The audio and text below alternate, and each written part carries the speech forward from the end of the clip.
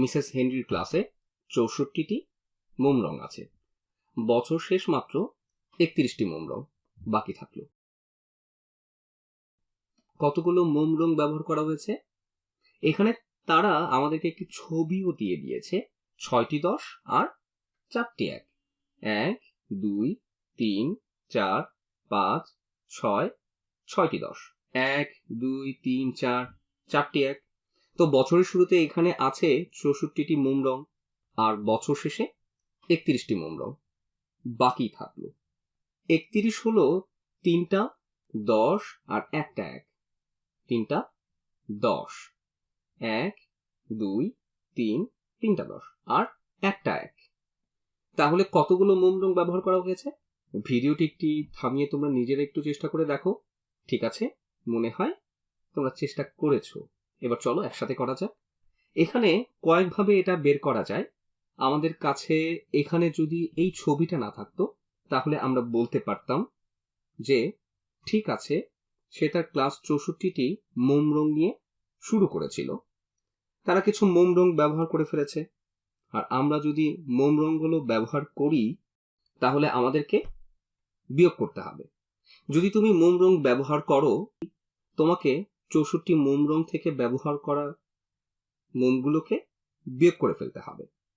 আমি এখানে একটু খালি জায়গা রাখছি, তাহলে ৬৪ থেকে যে মোম রংগুলো ব্যবহার করে ফেলেছি সেগুলো বিয়োগ করলে বাকি থাকা রংগুলো সমান হবে। এটা যে রংগুলো ব্যবহার করা হয়নি তার সমান হবে। তারা বলছে যে ৩১টি মোম রং ব্যবহার করা হয়নি।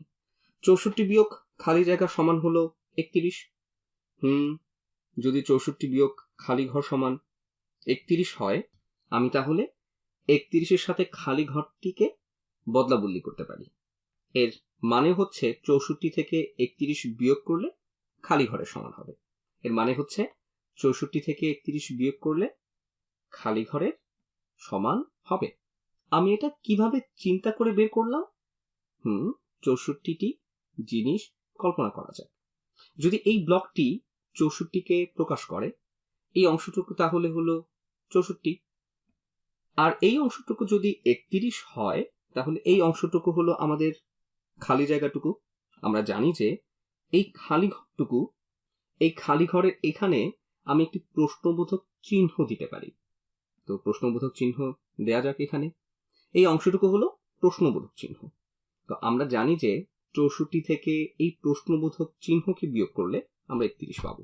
অথবা আমরা বলতে পারি যে ৩১-এর সাথে প্রশ্নবোধক চিহ্ন যোগ করলে ৬৪-ও সমান হবে।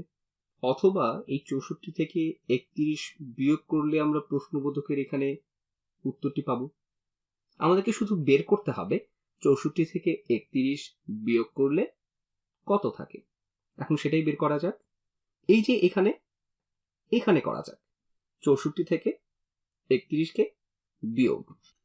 ৬৪ থেকে ৩১ বিয়োগ করলে আমরা পাবো এককের ঘরে প্রথমে যাওয়া যাক।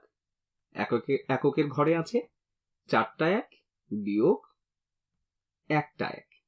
আমরা এককের ঘরে পাচ্ছি তাহলে ৩টা ১। এবার দশকের ঘরে ৬টা ১০ বিয়োগ ৩টা ১০, আমরা পাচ্ছি ৩টা ১০। তাহলে খালি ঘরে ৩৩ বসবে। তুমি এটা পরীক্ষা করে দেখতে পারো। ৬৪ থেকে ৩৩ বিয়োগ করলে ৩১ বাকি থাকে। আবার ৬৪ বিয়োগ ৩১ বিয়োগফল ৩৩। তাহলে ৩৩টি মোম রং ব্যবহার করা হয়েছে। এখন তারা যেহেতু আমাদেরকে এই ছবিটি দিয়েছে, আমরা এই ছবিটি ব্যবহার করতে পারি। আমরা এখানে কি করতে পারি?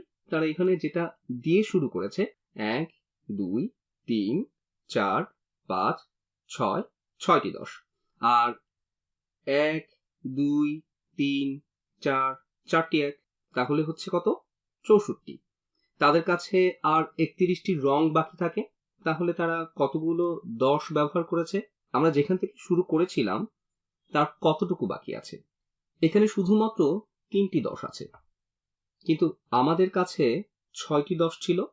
তাহলে আমরা ব্যবহার করেছি ১, ২, ৩, ৩টি ১০। আমরা ৩টি ১০ ব্যবহার করেছি। আর আমরা কতগুলো ১ ব্যবহার করেছি? আমাদের কাছে ৪টি ১ ছিল, আর আমাদের কাছে শুধুমাত্র একটি ১ বাকি আছে। আমরা 3টি 1 ব্যবহার করে ফেলেছি। তুমি যদি এই 3টি 10কে আর এই 3টি 1কে নিয়ে যাও, তাহলে তোমার কাছে বছর শেষে যতগুলো মোম রং ব্যবহার করা হয়নি সেই পরিমাণ মোম রং বাকি থাকবে। এখানে তাহলে কি হবে? 3টি 10 যোগ 3টি 1 সমান সমান 33।